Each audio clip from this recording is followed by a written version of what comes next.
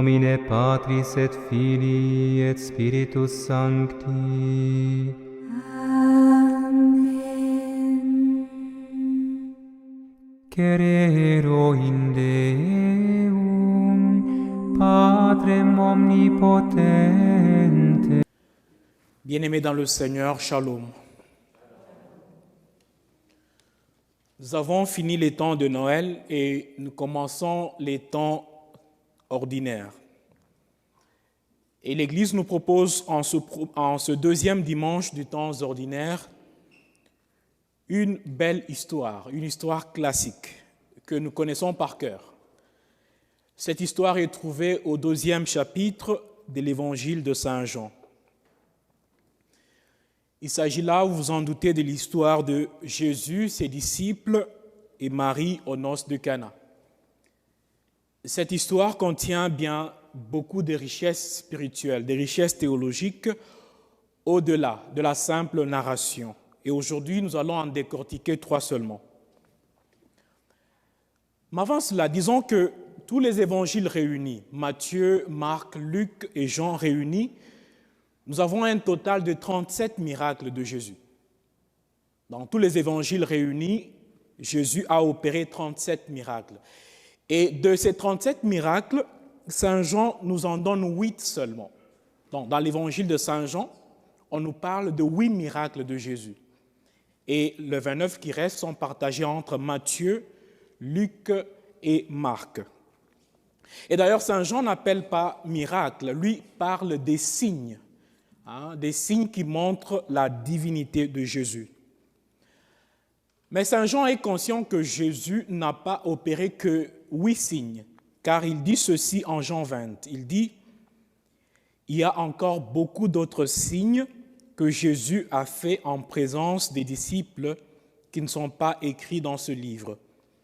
Mais ceux-là ont été écrits pour que vous croyiez que Jésus est le Christ, le Fils de Dieu, et pour qu'en croyant, vous ayez la vie en son nom. » Jean 20, 30, 31.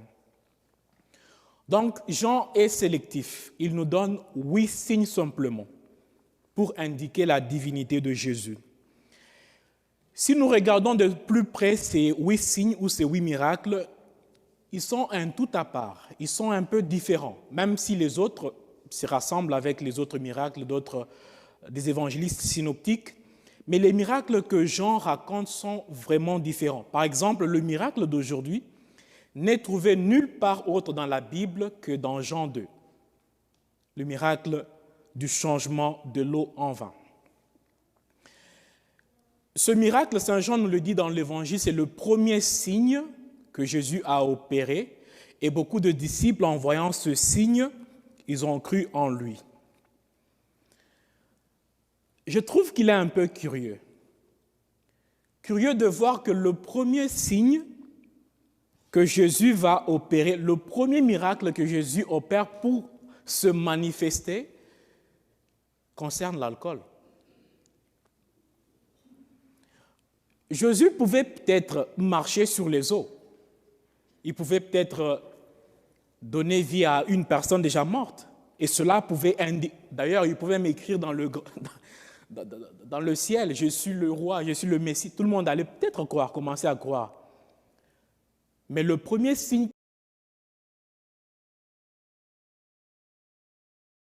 indique sa divinité concerne la boisson, l'alcool. Pourquoi? Un peu étrange. Mais nous allons dans la profondeur pour comprendre pourquoi. Parce que l'évangile de Saint Jean, c'est un évangile qui est écrit à un auditoire qui est censé connaître les Écritures saintes. Il y a beaucoup de symboles dans l'évangile de Saint Jean qu'il faut aller au-delà, dans l'esprit, pour bien comprendre. L'évangile commence comme ceci. En ce temps-là, il y eut un mariage à Cana de Galilée. La mère de Jésus était là. Jésus avait été invité au mariage avec ses disciples.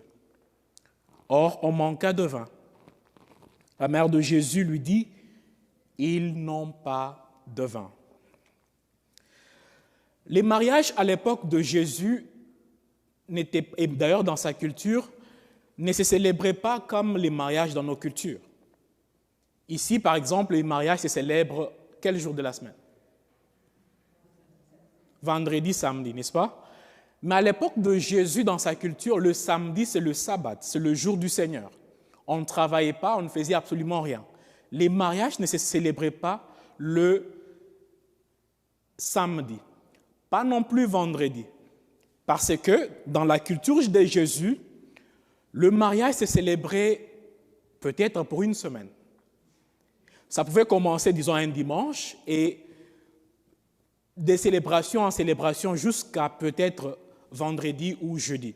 Donc, les mariages restaient dans la célébration pour plus d'un jour.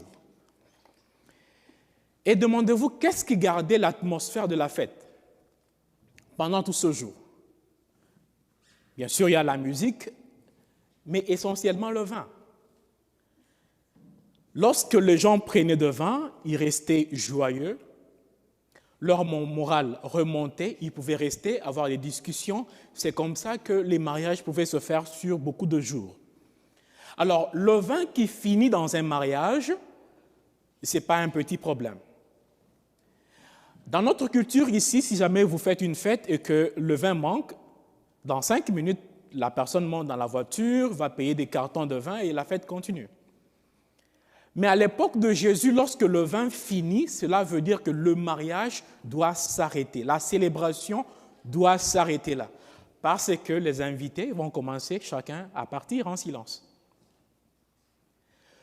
Le vin qui finit aussi dans un mariage à l'époque de Jésus, c'est aussi le signe de l'irresponsabilité de l'époux, qui est incapable de pouvoir le vin jusqu'à la fin des noces. Et c'était vraiment une grande honte pour l'homme, parce qu'il a démontré aux yeux de tout le monde qu'il ne peut pas nourrir la foule dans une semaine, mais comment est-ce qu'il va nourrir la famille et la femme pour le reste de leur vie?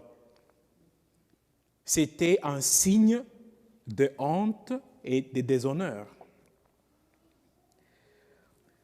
Arrêtons-nous sur le vin, parce qu'il s'agit aujourd'hui du vin. Le vin, c'est une boisson alcoolisée lorsque consommée augmente la gaieté des consommateurs. Ça, c'est matériellement parlant.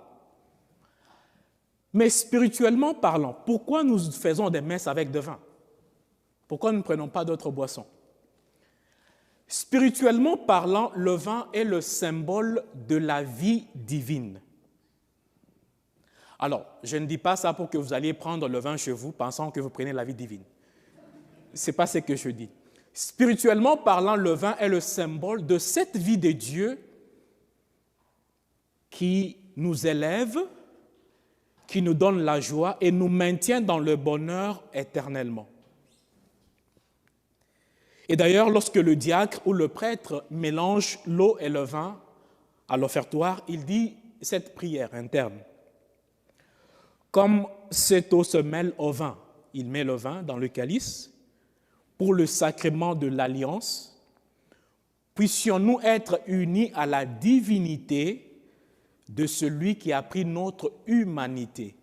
Et lorsqu'il dit humanité, il met la goutte d'eau. L'humanité est symbolisée par l'eau et la divinité est symbolisée par le vin. Et d'ailleurs, dans le mot divin, vous entendez, il y a vin. Divin, vin. Donc, le vin, spirituellement parlant, symbolise la vie divine. Je mets ça de côté. Marie constate qu'ils n'ont pas de vin et par conséquent, la fête doit s'arrêter. Marie est ici le symbole de l'Église. Et d'ailleurs, d'après le Concile Vatican II, Marie est le symbole de l'Église, époux du Christ. L'Église, comme Marie, fait le constat, en nous regardant aussi aujourd'hui, que nous n'avons plus de vin, nous n'avons plus de vie, nous n'avons plus de vie divine. Ce cri « ils n'ont pas de vin, ils n'ont pas de vie divine » exprime la recherche de l'âme. Parce que Saint Augustin dit que « mon cœur ne sera jamais en paix jusqu'à ce qu'il soit devant toi, le Seigneur.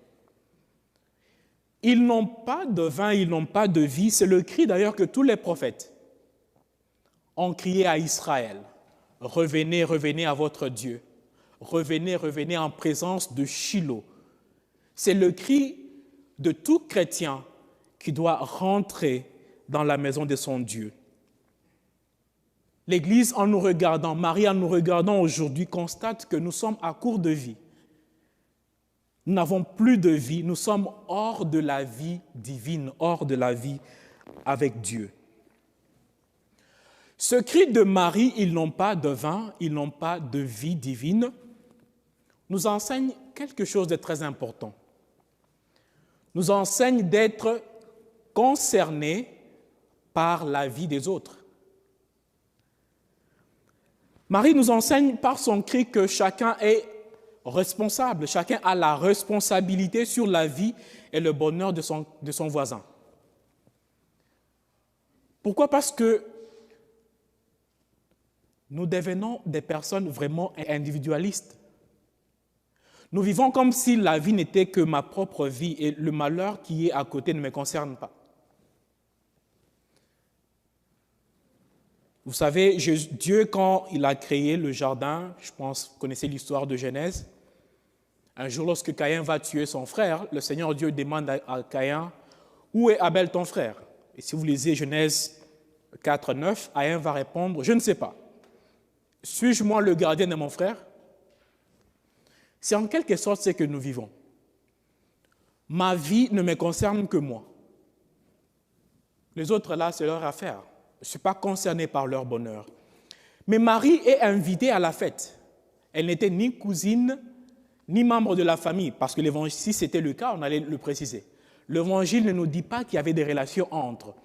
Elle est aussi invitée, mais elle constate que quelque chose de mal va se faire.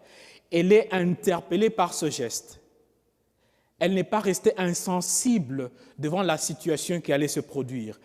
Elle intervient, intercède auprès de Jésus et provoque le premier miracle de Jésus. Parce que Jésus lui-même dit que ce n'était pas mon cas, ce n'était pas le temps. Quelle est la dernière fois que la misère de ton prochain t'a interpellé? Quelle est la dernière fois que tu as prié, peut-être pour une famille qui était en train d'aller vers le divorce? Quelle est la dernière fois, parce que des fois on chasse les esprits mauvais et ça ne quitte pas, ça ne sort pas, les disciples demandent à Jésus, mais nous avons beaucoup peiné. Nous avons chassé ces esprits, mais ils ne nous ont pas obéi. Et Jésus dit, ces genres d'esprits, vous devez veiller, jeûner et prier. Quelle est la dernière fois que toi, tu as jeûné pour le malheur que tu as vu ton voisin avoir? Lorsque nous regardons notre monde aujourd'hui, nos familles, nos amis, nous pouvons faire aussi le même constat que Marie. Nous pouvons dire, ils n'ont pas de vin, ils n'ont pas de joie, ils n'ont pas de vie, ils n'ont pas d'ailleurs de vie avec Dieu. Mais pourquoi nous restons intouchés par cela? La mère de Jésus dit, ils n'ont pas de vin. Jésus répond, femme, que me veux-tu? Mon heure n'est pas encore venue. Sa mère dit à ceux qui servaient, tout ce qu'il vous dira, faites-le. Femme, que me veux-tu? Vous avez déjà entendu beaucoup d'homélies là-dessus. Je ne veux pas aujourd'hui dire les mêmes choses. Mais ce qui me touche particulièrement dans cette réponse, c'est l'action de Marie. Elle dit à son fils, ils n'ont pas de vin, elle reçoit une réponse, mais elle se tourne aux servants pour leur dire, tout ce qu'il vous dira, faites-le. Je pense que Marie touche ici le nœud du problème. Elle touche le nœud du problème. Pourquoi est-ce que nous n'avons pas de vie? Pourquoi est-ce que nous n'avons pas de vie divine? Nous n'avons pas de la joie? Parce que d'ailleurs, l'une des psaumes dit que le vin réjouit le cœur de l'homme. Pourquoi est-ce que nous n'avons pas de joie? Parce que nous ne faisons pas tout ce que le Seigneur nous dit. Marie se tourne aux servants et leur dit, faites tout ce qu'il vous dira. Si vous voulez la joie, si vous voulez que la fête continue, faites tout ce que Jésus va vous dire. Mais souvent, nous ne voulons pas faire tout ce que le Seigneur nous dit. Nous sommes aussi et souvent sélectifs, nous faisons les choses que nous aimons, que nous sentons à l'aise avec. Les difficiles, nous ne voulons pas, et nous voulons d'ailleurs que Dieu change ça, parce que nous sommes incapables de le faire. Je rentre encore en Genèse. Dieu crée Adam et le place au jardin et lui dit « Ne mange pas l'arbre qui est au milieu du jardin. » Qu'est-ce qu'Adam va faire? Il va manger. Il ne va pas faire ce que Dieu lui a demandé de faire. Dieu choisit Israël. Il leur donne les commandements. Qu'est-ce que nous avons vu dans la marche avec Israël? Ils ont commencé à adorer d'autres dieux et faire d'autres histoires. Ils n'ont pas obéi à Dieu. Ils n'ont pas fait tout ce que le Seigneur leur avait demandé de faire. Aujourd'hui, le Seigneur continue à nous parler. Il continue à nous interpeller. Est-ce que nous faisons tout ce qu'il nous demande de faire? Aujourd'hui, il nous demande d'être concernés, d'être interpellés par le malheur du voisin. Est-ce que nous sommes prêts à le faire? Est-ce que nous le faisons? La clé du bonheur dans notre monde, la clé de la joie dans notre milieu, la clé du vin, de la vie avec Dieu, c'est cela. C'est faire tout ce que le Seigneur nous ordonne de faire. Enfin, je m'arrête par là. Jésus dit à ceux qui servaient, « Remplissez d'eau les jarres. » Et ils les remplirent jusqu'à bord. Jésus pouvait faire ce miracle ex nihilo. Il pouvait faire ce miracle venant de rien. Juste dire, allez, vin, soyez, et puis le vin allait être.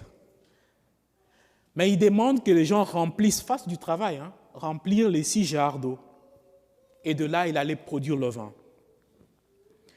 Jésus choisit de coopérer avec nous. Dieu ne méprise pas nos petits efforts dans la vie. Il ne néglige pas nos moindres efforts. Plutôt, il prend le peu que nous lui proposons, le peu que nous faisons, le transforme, le multiplie et le transfigure. C'est ce que d'ailleurs nous voyons aussi en Jean 6, lorsque Jésus va multiplier le pain. Les disciples viennent vers lui disent, mais nourrissez-les. Nous sommes dans le désert, où est-ce que nous pouvons trouver le pain pour nourrir toute cette foule? Et lui leur pose la question, qu'est-ce que vous avez? Ils donnent le peu qu'ils avaient et Jésus fait la multiplication de pain.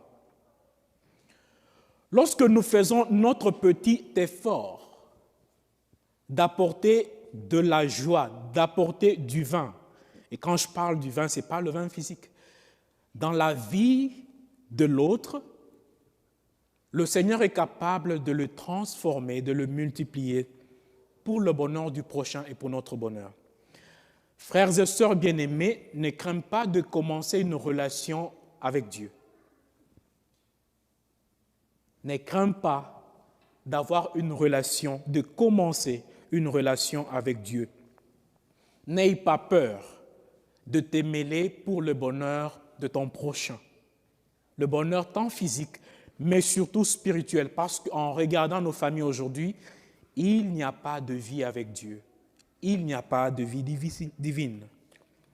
Lorsque nous ferons notre petit effort, Dieu couronnera nos efforts. Il multipliera nos petits efforts. Le monde n'a pas de vie. Le monde n'a pas de vie divine. Le monde n'a pas de joie. Dieu a besoin de ta coopération. Il a besoin de ton implication. Mais est-ce que tu es prêt?